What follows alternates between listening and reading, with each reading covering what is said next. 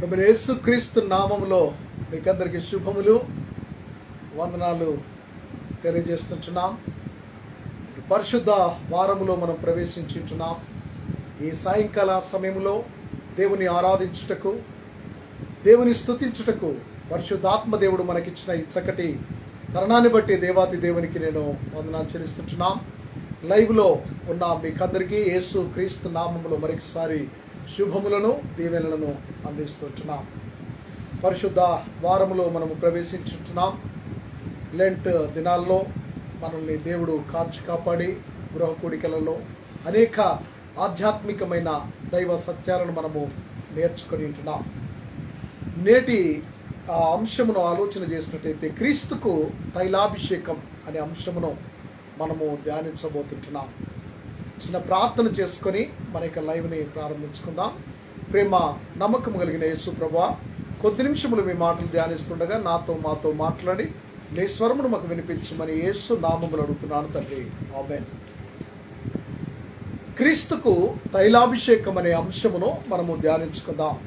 Mark సువార్త 14వ అధ్యాయము 3వ వచనాన్ని మనము చూస్తే, ఆయన బేతనియలో కుష్ఠరోగి అయిన సీమోను ఇంట భోజనమునకు కూర్చొని ఉండినప్పుడు ఒక స్త్రీ మిక్కిలి విలువ గల అచ్చ జటమాంసి అత్తరుబుడ్డి తీసుకుని వచ్చి ఆ అత్తరు పగలగొట్టి ఆ అత్తరు ఆయన తల మీద పోసెను అని చక్కగా వాక్యము వ్రాయబడి ఉంది.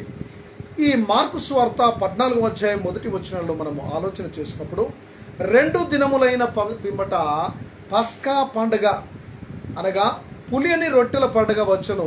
అప్పుడు ప్రధాన యాజకులను శాస్త్రులను మాయోపాయము చేత ఆయనను నేలాగు పట్టుకొని చంపుదమా అని ఒక కుట్రపూరితమైన ఆలోచనను వారు చేసినట్టుగా మనం చూస్తున్నాము.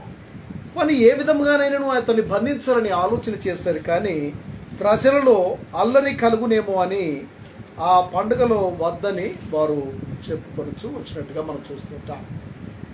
ఈ యేసు క్రీస్తు ప్రభువు వారిని మనం ఆలోచన చేసినప్పుడు ఈ పరిశుద్ధ వారములో పరిశుద్ధ ఆదివారము జయోత్సవముతో యెరూషలేము మందిరములో ఆయన రాజుగా, గార్ధపము పైన ఆయన సాత్వికుడుగా జయ జయ ధ్వనుల మధ్య ఆయన మందిర ప్రవేశము చేసినట్టుగా చూస్తాం.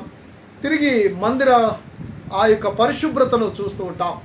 ఎందుకంటే మందిరములో క్రయ విక్రయములు జరుగుతూ ఉన్నప్పుడు రూకలు మార్చడము లేదా గువ్వలు అమ్మడము అనే వ్యాపారపు అక్కడ జరుగుతూ ఉన్నట్టుగా మనం చూస్తాం. అందుకే నా తండ్రి ఇల్లు వ్యాపారపుటిల్లుగా చేశారని ఆ గువ్వలను వదిలిపేయడం లేదా బల్లలు పడద్రోయడం, ఆయన కోపోద్రిక్తుడై ఆ యొక్క దేవాలయ శుద్ధీకరణ చేసినట్టుగా మనం చూస్తూ ఉంటాం. ఈ సోమవారం రోజున అంజూరపు చెట్టు, ఫలించని అంజూరపు చెట్టును ఆయన శపించినట్టుగా, అనగా ఆ అంజూరపు చెట్టును ఆలోచన చేసినప్పుడు అది ఆకులు తప్ప దాంట్లో ఫలాలు ఏమి లేనట్టుగా మనం చూస్తూ ఉంటాం. యేసు క్రీస్తు ప్రభుల వారు అంజూరపు ఆకలి కొని ఆయన చెట్టు యొద్దకు వచ్చినప్పుడు ఆకులు తప్ప అతనికి ఏమీ కనబడలేదు. గనక ఇది ఇశ్రాయేలు జాతికి సూచనగా ఉంది. పైకి వేషధారణ జీవితముగా ఉంది, కానీ ఆంతరంగిక జీవితములో ఫలభరితముగా ఫలాలు లేని వృక్షములాగా ఉన్నట్టుగా చూస్తాం. దాన్ని ఆయన శపించినట్టుగా, ఇక ఎన్నటికీ నీవు కాపు కాయకుందువుగాక అని చెప్పినట్టుగా చూస్తాం. ఈ మంగళవారం నిన్నటి దినాన్ని మనం ఆలోచన చేసినప్పుడు ప్రశ్నలు జవాబులు అనగా యేసు క్రీస్తు ప్రభుల వారిని ఏ విధముగా నేను సంహరించాలని ఇరుకాటములో పెట్టుటకు లేదా ఆయనను సంధించి శోధించుటకు ప్రధాన యాజకులు, పెద్దలు, శాస్త్రులు, పరిసయ్యులు, హేరోదీయులు, సదుకయ్యులు, ఈ రకరకాల ఈ గుంపుల వారందరూ ఒకటిగా వచ్చి సమాజ మందిరంలో ఆయన బోధిస్తూ ఉండగా ఏ అధికారం వలన నీవు బోధ చేస్తున్నావని ఆయన అధికారికంగా ఆ అధికార ప్రశ్నలు వారు వేసి ఆయనను సంధించి అనేక ఇరుకాటములో పెట్టుటకు వారు మాయోపాయముల చేత వారి ఆలోచనలు చేసినట్టుగా మనం చూస్తాం. కానీ వారి కుయుక్తిని ఎరిగినవాడు సర్వజ్ఞుడైన దేవుడు గనుక ఆయన వారి సమాధానాలకు ఆయన తిరిగి సమాధానం ఇచ్చినట్టుగా, యుక్తమైన సమాధానములు ఇచ్చినట్టుగా, వారి నోరులు మూయించినట్టుగా మనము చూస్తూ ఉంటాం. వారు అక్కడ కూడా ఆయనలో ఏ దోషము వారు కనిపెట్టలేని స్థితిలో వారు వదిలి ఆయనను వెళ్ళినట్టుగా మనం చూస్తాం. ఇక్కడ 3వ దినాన్ని లేదా ఈ బుధవారం రోజున యేసు క్రీస్తు ప్రభుల వారికి తైలాభిషేకము, ఒక స్త్రీ ఆయనను తైలముతో అభిషేకించినట్టుగా మనం చూస్తూ ఉంటున్నాం. ఇక్కడ మనం చదువుకున్న వాక్య భాగాన్ని చూస్తే మార్కు సువార్తికుడు 14వ అధ్యాయంలో 3వ వచనంలో, బేతనీయలో కుష్ఠరోగి అయిన సీమోను ఇంట యేసు క్రీస్తు ప్రభుల వారు భోజనానికి కూర్చొని ఉన్నప్పుడు ఒక స్త్రీ మిక్కిలి విలువ గల అచ్చ జటమాంచి అత్తరుబుడ్డి తీసుకుని వచ్చి ఆ అత్తరుబుడ్డి పగలగొట్టి ఆ అత్తరు ఆయన తల మీద పోసెను అని రాసి ఉంచున్నాడు. ఇక్కడ యేసు క్రీస్తు ప్రభుల వారిని ప్రజలు ప్రశంసిస్తూ ఉంటున్నారు. ఆయన వెంట జనాలు వెళుతూ ఉన్నారు, ఆయనను విశ్వసిస్తూ ఉన్నారు. ఆయన చేసే అద్భుత కార్యములు, ఆశ్చర్య కార్యాలు ప్రజలలో ఎంతో ఉత్తేజాన్ని తీసుకొని వస్తున్నాయి. అటువంటి ప్రజలను లేదా బలహీనముగా ఉన్న వారిని దేవుడు బలపరుస్తూ, ఆరోగ్యం ఇస్తూ, స్వస్థతలు చేస్తూ, అనేక ఆశ్చర్య కార్యాలు చేస్తూ ఆయన వస్తూ ఉన్నప్పుడు ఈ ప్రజల పెద్దలు, అధికారులు ఓర్చుకోలేక ఆయనను ఏ విధముగా ఆయనను సంహరించాలి, లేక ఆయన ఈ విధముగానే ఉంటే మనల్ని ప్రజలు ఎవరు పట్టించుకోరు, లేదా ప్రజలలో మనకున్న ఈ పలుకుబడి లేదా ఈ యొక్క అథారిటీ తగ్గిపోతుంటుంది, పవర్ అనేది వారిలో కలిగినట్టుగా మనం చూస్తుంటాం.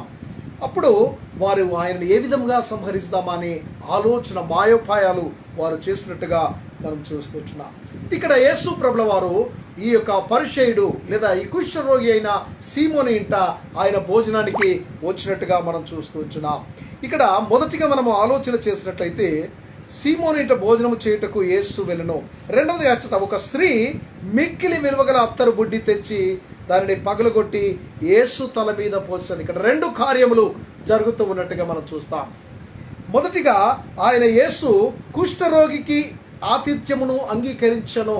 ఒక కుష్ఠరోగి అయిన సీమోను కుష్ఠరోగము చేత బాధపడి లేదా దాని నుంచి స్వస్థత పొంది ఆయన అట్టి ఆ మనుష్యుని యొద్దకు యేసు క్రీస్తు ప్రభుల వారు భోజనానికి వెళ్ళినట్టుగా మనం చూస్తాం. అనగా సమాజములో వెలివేయబడిన వారిని లేదా సమాజములో ఈ కుష్ఠవ్యాధి వచ్చింది అంటే ఎవరు కూడా వారిని అంగీకరించరు.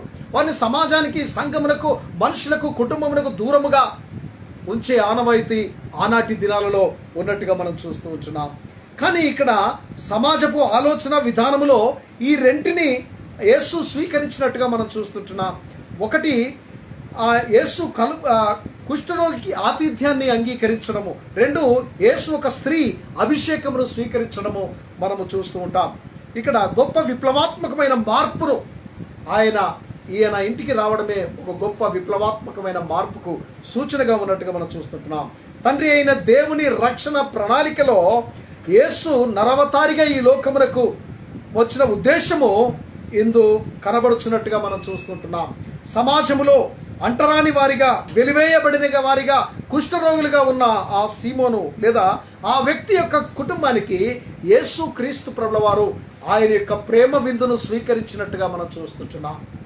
అనగా ఆయన ఒక వెలివేయబడిన వారు అనగా యేసు ప్రభుల వారు వచ్చిన ఉద్దేశం ఏంటంటే బడుగు బలహీన వర్గాలు లేదా అనగారిపోయిన జాతి ప్రజల యొక్క అభ్యున్నతి కొరకు యేసు ప్రభుల వారు ఇచ్చారు. నజరేత్ మేనిఫెస్టో ఒకసారి ఆలోచన చేసినప్పుడు లూకాసు వార్త 4వ అధ్యాయమును మనము ఆలోచన చేస్తే ఆయన ఉద్దేశము 18వ వచనంలో అంటారు, నలిగిన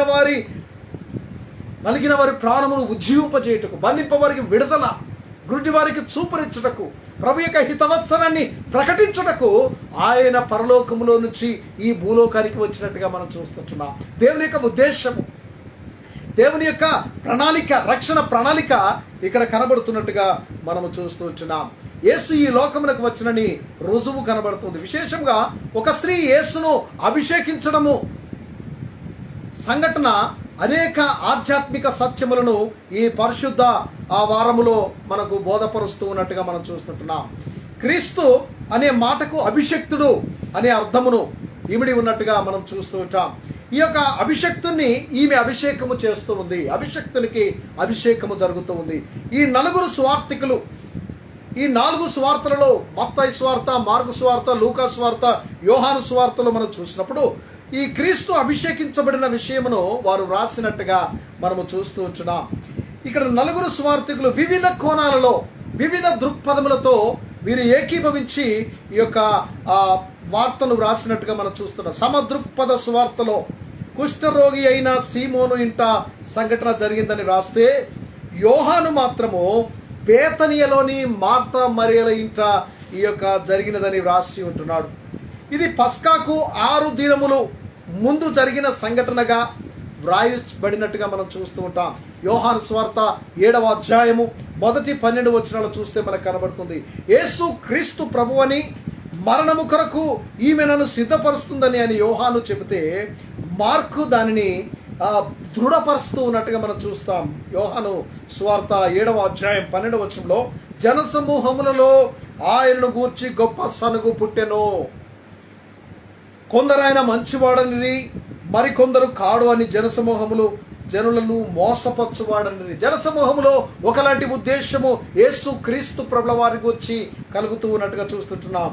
ఆయనను గూర్చి గొప్ప సనుగు కోవడం మొదలైంది. ఎక్కడైతే మంచి కార్యము జరుగుతూ ఉంటుందో, ఎక్కడైతే గొప్ప గొప్ప కార్యాలు జరుగుతూ ఉంటున్నాయో, అక్కడ సాతాను తన యొక్క కార్యమును, క్రియలు అధికముగా చేస్తూ ఉంటాడు.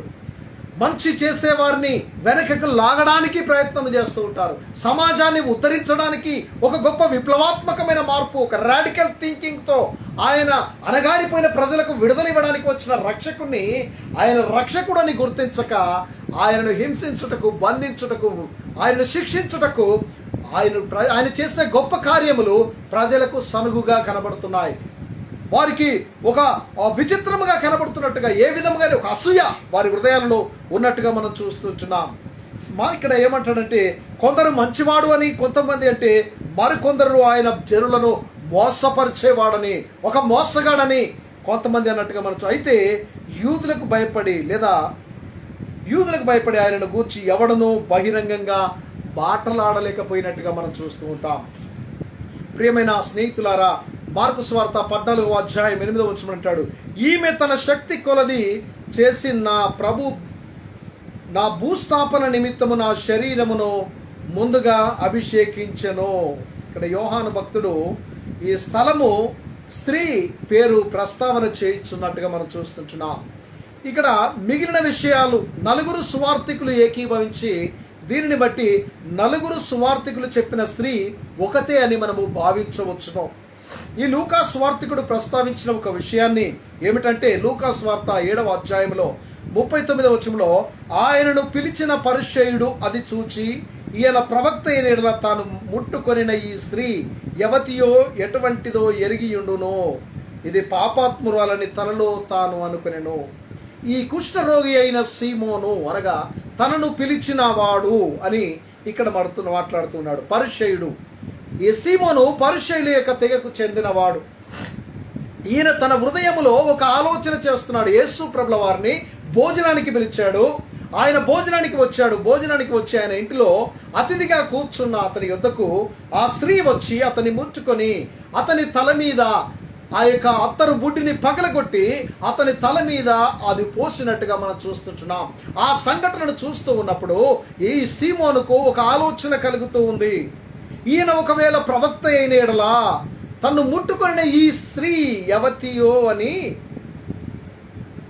ఎటువంటిదో ఎరిగియుండును. ఈయన ప్రవక్త అయితే ఆమె స్థితిగతిని తెలుసుకునేవాడు. కానీ ఈయన ప్రవక్త కాడేమో. ఆయనలో ఒక అపనమ్మకము, సందేహము అతనిలో బయలుదేరినట్టుగా మనం చూస్తున్నాం. ప్రియమైన స్నేహితులారా, యేసు ప్రభుల వారు ఎవరైతే సమాజము వెలివేశారో, ఎవరినైతే సమాజము పట్టించుకోకుండా ఉందో, ఎవరినైతే సమాజము ద్వేషిస్తూ ఉందో, ఆ ద్వేషించే వారిని ప్రేమించే దేవుడు. పాపమును ద్వేషించి పాపిని ప్రేమించడానికి ఆయన పరలోకములో నుంచి భూలోకంలోనికి ఈ లోకానికి వచ్చినట్టుగా మనం చూస్తుంటున్నాం. ప్రియమైన స్నేహితుల, ఇక్కడ స్త్రీ ఉద్దేశము యేసు ప్రభుల వారు ప్రేమతో అది స్వీకరిస్తే, ఈయన మాత్రము ఒక అసూయ, ఒక ద్వేషము, లేదా ఈయన ప్రవక్త అయిన యెడల ఆమె ఎవరితో తెలుసుకునేడు కదా అని ఒక ఆలోచన అతనిలో వెళ్ళినట్టుగా చూస్తాం. యోహాను సువార్త 8వ అధ్యాయం 11 వచనంలో చూస్తే, లోగడ పాపమందు పట్టబడిన స్త్రీ ఈ స్త్రీనేమో అని చాలా మంది పండితులు ఒక సందేహం, కొందరు పండితులు ఈమె అని భావించుతున్నట్టుగా మనం చూస్తున్నాం. ఏది ఏమైనప్పటికీ ఈ 4 సువార్తికులు భిన్నమైన కోణాలలో ఈ యొక్క సంఘటనను చిత్రీకరించినట్టుగా మనం చూస్తూ ఉంటున్నాం. ఆనాడు పాపమందు పట్టబడి రాళ్లతో కొట్టడానికి సిద్ధపడిన స్త్రీ ఈ స్త్రీనే అయి ఉండవచ్చు. యేసయ్య ఆమెను చూసి, అమ్మా నేనును శిక్ష వేయను, ఎవరు నీకు శిక్ష విధించలేదా, నేనును నీకు శిక్ష వేయను, వెళ్ళు అని చెప్పిన స్త్రీ ఈ స్త్రీ అయి ఉండొచ్చని పండితుల యొక్క అభిప్రాయం ఉన్నట్టుగా మనం చూస్తుంటాం. యోహాను సువార్త 12వ అధ్యాయం మొదటి 8 వచనాల ఆధారంగా తీసుకుంటే ఈ సంఘటన జరగడానికి ముందు ఆయన బోధించిన విషయాల్లో ఆయన పొందబోవు మరణమును గురించి లేదా ముందుగానే ప్రస్తావించబడినట్టుగా మనం చూస్తుంటున్నాం. ఆయన ఎట్టి మరణాన్ని పొందబోతున్నాడో, ఆయన ఏమి కాబోతున్నాడో, ఏ మరణానికి ఆయన పాత్రుడు కాబోతున్నాడో తన శిష్యులతో లేదా ఆయన ముందుగానే ఆయన మాట్లాడినట్టుగా మనం చూస్తూ ఉంటున్నాం. రెండవ విషయము, నేను పునరుద్ధానమును జీవమునై ఉన్నానని అతడు చెప్తూ ఉన్నట్టుగా మనం చూస్తాం. యోహాను సువార్త 11వ అధ్యాయం 29వ వచనం అంటాడు, ఆమె విని త్వరగా వచ్చి ఆయన యుద్ధకు వచ్చును అన్నట్టుగా మనం చూస్తాం. 12:7 అంటాడు, కాబట్టి యేసు నన్ను పాతిపెట్టు దినమునకు ఆమె దీనిని ఉంచుకొననీయుడి.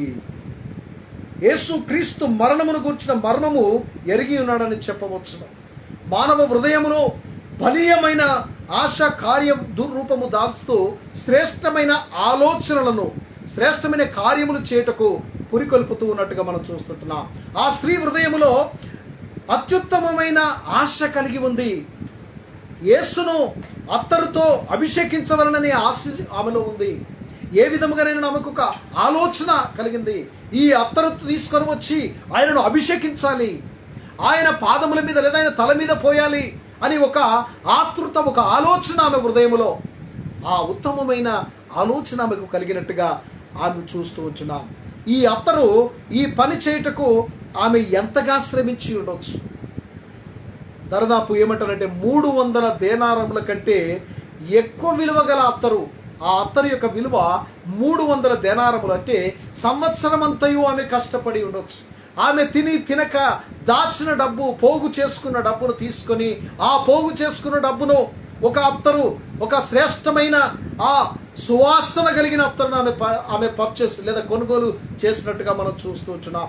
300 దేనారములు పెట్టి ఈ విలువ కలిగిన అత్తను సంపాదించాను. తన సొంత అవసరతలను సహితము ఆమె ప్రక్కనకు పెట్టుకొని లెక్క చేయకుండా ఒక పూట తిని తినక వాటి డబ్బును పోగు చేసి అందువలన ఆమె ప్రభువునకు వెలగల అత్తరును అర్పణ చేయగలిగింది. సమర్పణ హృదయముతో ప్రభు సన్నిధికి వచ్చింది. ఒక గొప్ప ఆశతో వచ్చింది. ఏ విధముగానైనాను నేను యేసు ప్రభుల వారిని అభిషేకించాలి, ఆయన పాదముల యొద్ద నేను కూర్చోవాలి, ఆయన పాదములను నా కన్నీటితో కడగాలి, నా తల వెంట్రుకలతో శ్రేష్టముగా స్త్రీలకు గౌరవప్రదమైన ఆ స్థితిలో ఉన్న వెంట్రుకలతో నేను నా గౌరవాన్ని, నా యొక్క శ్రేష్టత్వాన్ని అంతా ఆయన పాదముల చెంత పెట్టాలి అని తనను తాను తగ్గించుకొని ఉపేక్షించుకొని ఆ స్త్రీ ప్రభు పరిశుద్ధ పాద సన్నిధికి వచ్చినట్టుగా చూస్తూ ఉంటున్నాం. ప్రియమైన స్నేహితుడా, లోక రక్షకునికి తగిన అర్పణ ఆమె చేసినట్టుగా మనం చూస్తాం. ఒకటి, ఆ స్త్రీ యేసు ఉన్న చోటు తెలుసుకొని ఆ కుష్ఠరోగి ఇల్లు అయినప్పటికీ అక్కడికి వచ్చినట్టుగా చూస్తాం. 2, ప్రజలు చూస్తే ఏమనుకుంటారో, నన్ను ద్వేషిస్తారేమో, లేదా నన్ను లోపలికి రానిస్తారో లేదో, నన్ను ఈసడించుకుంటారో, రకరకాల మాటలు అంటారు అని ఆ స్త్రీకి తెలుసు. అయినను వాటన్నిటిని ఏది కూడా లెక్క చేయలేదు.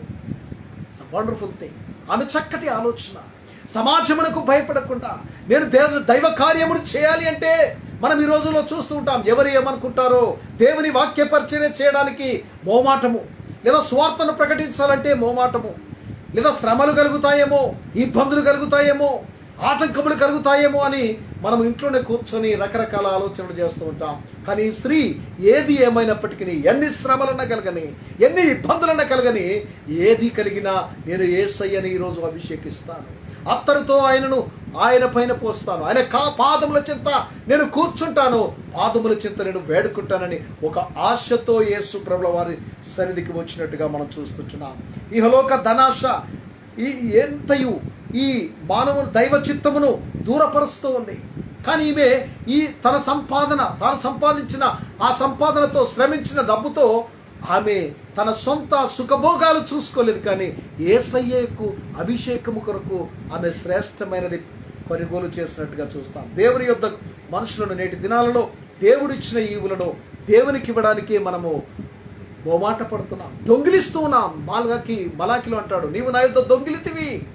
దైవము సన్నిధిలో దేవునికి ఇవ్వవలసినది ఇవ్వకుండా, దేవునికి చెందవలసినవి చెందనివ్వకుండా స్వార్థ ప్రయోజనాల కొరకు వాడుతున్న లోకములో మనం ఉన్నాం. కొందరు కొంత కానుక ఇచ్చి సంఘం పురుకొల్పుతున్నారు, కొందరు కొంత. ప్రియమైన దేవుని బిడ్డలారా, ఈ స్త్రీ తన ధనమును ప్రభు యొక్క సేవకు సమర్పించుకున్నట్టుగా మనం చూస్తున్నాం. ఆమె ధనముతో పాటు తన సమస్తాన్ని ప్రభువుకు ఆశించింది. ప్రతిఫలము ఆశించని ఆ మనస్సుతో ఆమె అభిషేకించినట్టుగా మనం చూస్తుంటున్నాం. ఇట్టి మనస్సు ఆధ్యాత్మిక పరిపక్వతను చూపిస్తూ ఉన్నట్టుగా చూస్తాం. లెంట్ కాలంలో మనము ప్రతిఫల ఆపేక్ష లేక సొంత ధనమును వెచ్చించి మనపూర్వకంగా ప్రభును అభిషేకించుదాము. దేవుని యొక్క సన్నిధిలో మనము నిలుచుకుని వెళ్ళాలి. రెండవదిగా విలువైన దానిని ప్రభువునకు వినియోగించుట. విలువైన వస్తువును, ఏదైతే నీ జీవితంలో విలువగా ఉందో, ఏదైతే నీ దగ్గర విలువైనది అని నీవు ఎంచుతున్నావో అది ప్రభు పాద సన్నిధిలో పెట్టాలి. అత్తరు బుడ్డి, దీనిని గూర్చి బైబిల్ పండితులు రాతితో తొలసబడిన భరణి, శిలాభరణి అని కొంతమంది చెప్తూ ఉంటారు. దీని ఎత్తు సేరునర అని వ్రాయబడింది. భారతీయ తునికల కొలమాన ప్రకారము 1.5 లీటర్ 1.5 లీటర్ అని అర్థము. దాని వెల 300 దేనారములని చెప్పబడినట్టుగా మనం చూస్తూ ఉంటాం. దాని వెల 300 దేనారములు. ఆనాటి కాలంలో ఒక దేనారము వచ్చి 50 పైసలు ఉన్నట్టుగా మనం చూస్తాం. 150 ఇంటూ 50 పైసలు అంటే 150 రూపాయలు. ఇక్కడ మనం చూస్తే ఇప్పటి దేనారపు విలువను మనం ఆలోచన చేస్తే 110 రూపాయలు ఉన్నట్టుగా మనం చూస్తాం. 110 ఇంటూ 300ను ఆలోచన చేస్తే 33,000 రూపాయలు విలువ చేసే అత్తరు యేసు పాదముల యొద్ద ఆమె పెట్టినట్టుగా మనం చూస్తుంటున్నాం. ఈ అత్తరు మన యొక్క భారతదేశంలోనే వనమూలికలతో తయారు చేయబడి నా అత్తరుగా ఆయన మన్నట్టుగా మనం చూస్తున్నాం. పండితుల అభిప్రాయం, ఈ అత్తరు అంటే గ్రీకులకు రోమీలకు ఎంతో ఇష్టపడేవారని చెబుతూ ఉంటారు. మార్కు సువార్త 14వ అధ్యాయం 3వ వచనంలో చూస్తే పగలగొట్టి బహుగా అత్తరంతా ఒకేసారి ఆయన పాదం మీద పడుటకు ఇలా చేసి ఉండవచ్చును. ఈ అత్తరు బుడ్డిని తీసుకొని వచ్చి పగలగొట్టింది. అనగా ఇట్లా చిలకరించలేదు, కానీ పగలగొట్టడంలో అర్థం ఏంటంటే ఒకేసారి అభిషేకించబడింది కాకుండా ఈ అభిషేకం అంటే తల వెంట్రుకలతో ఇక్కడ ప్రభు యొక్క మరణాన్ని దీని ద్వారా గుర్తు చేస్తూ ఉన్నట్టుగా మనం చూస్తుంటున్నాం. పగలగొట్టింది, ఆమె హృదయాన్ని పగలగొట్టుకుంది, ఆమె మనస్సును పగలగొట్టుకొని ప్రభు సన్నిధికి వచ్చినట్టుగా చూస్తూ ఉంటున్నాం. పగలగొట్టబడాలి ప్రభు సన్నిధిలో.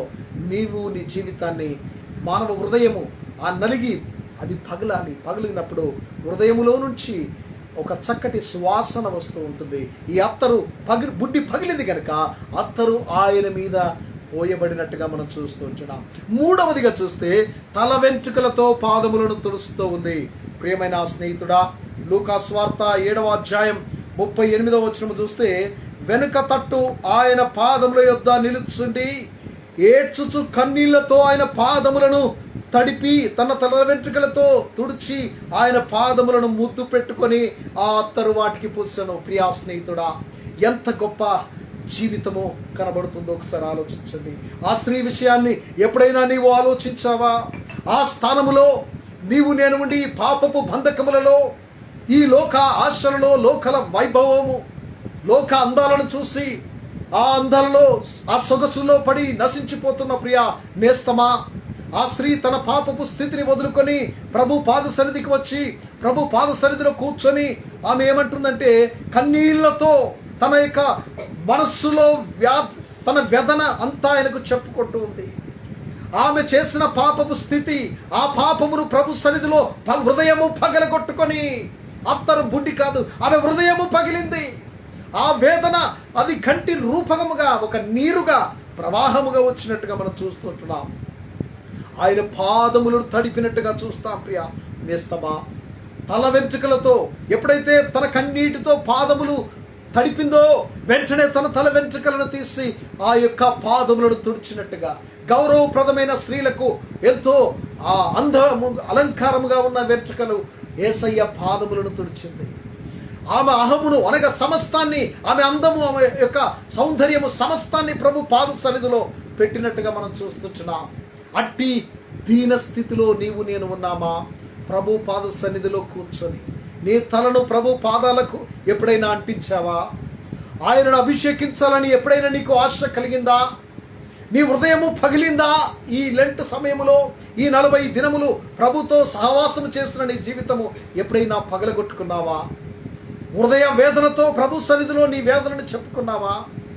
ఈ స్త్రీ తనను ముద్దు పెట్టుకుని ఆ అత్తరు వాటికి పూసినట్టుగా మనం చూస్తూ ఉంటాం.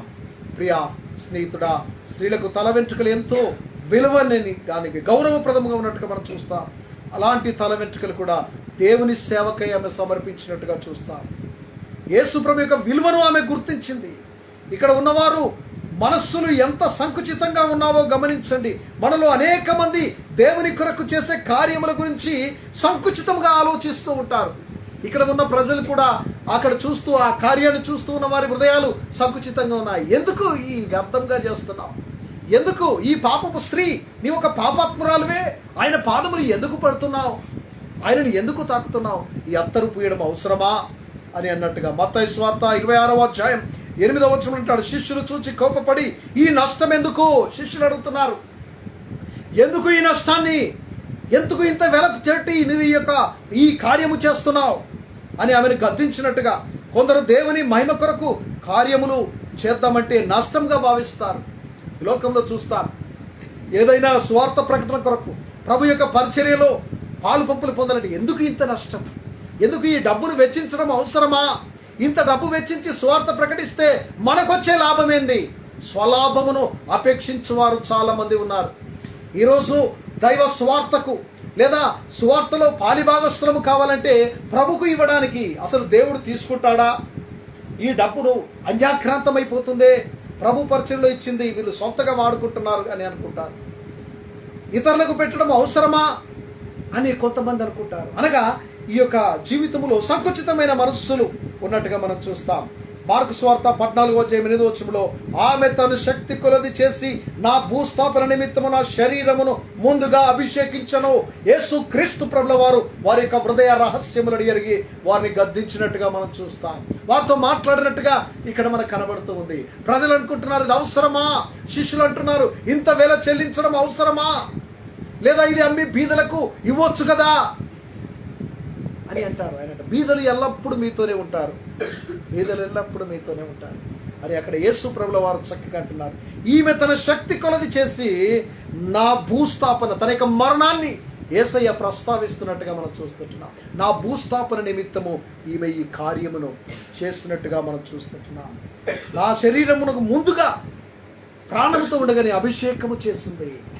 మరణం ఆరాంటిలో మరణించిన వ్యక్తులకు ఈ తైలాభిషేకము చేస్తూ ఉంటారు. సుగంధ ద్రవ్యాలతో చుట్టి మా యొక్క సమాధిలో పెట్టి ఆనవాయితీ ఉంది. ప్రియా నేస్తమా, ఈమె మరణం ముందుగా నన్ను అభిషేకించిందని యేసయ్య సాక్ష్యం ఇచ్చినట్టుగా మనం చూస్తాం. యూదా స్త్రీలు తన వివాహమాడు భర్త కొరకు అత్తరును యవన ప్రాయము నుండి సేకరించి ప్రారంభిస్తారట.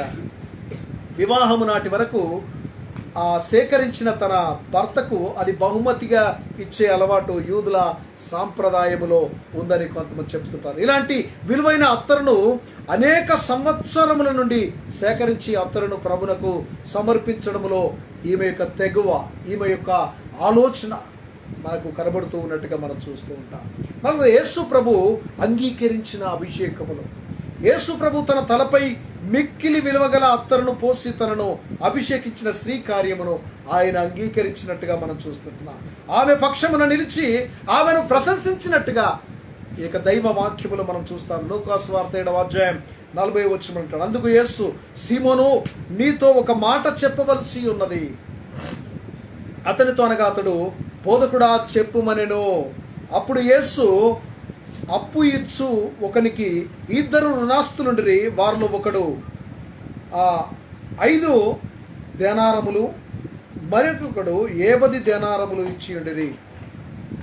ఆ అప్పు తీర్చుటకు వారి యొద్ద ఏమీ లేకపోయాను గనుక అతడు వారిద్దరిని క్షమించను. కాబట్టి వీరిలో ఎవడు అతన్ని ఎక్కువగా ప్రేమించునని చెప్పుమని అడిగాను. అందుకు సీమోను అతడెవనికి ఎక్కువ క్షమించనో వాడే అని నాకు తోచుచున్నదని చెప్పగా ఆయన నీవు సరిగా యోచించితివని అతనితో చెప్పెను.